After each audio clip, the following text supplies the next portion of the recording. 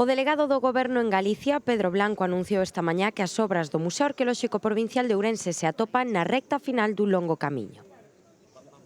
Que estamos moito máis cerca de darlle ao Museo Arqueolóxico de Ourense, é dicir, unha sede como merece.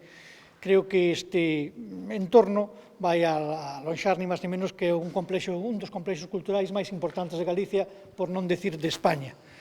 O arquivo, a biblioteca e o Museo Arqueolóxico van a convertir a Ourense, dicir, na plataforma ou na punta de lanza da cultura, neste caso en Galiza. Son máis de 35 millóns de euros os que leva invertido o Goberno de España en todas estas actuacións. No caso deste local que vedes xa en obras, falamos de máis de 11 millóns de euros.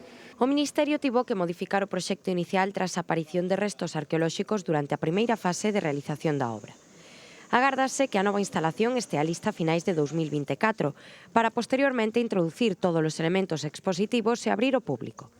O novo proxecto, que é o que se está executando, recupera e integra os elementos culturais e históricos para configurar un espazo museístico de gran relevancia, que permitirá á cidadanía coñecer a súa historia nun edificio adaptado aos novos tempos.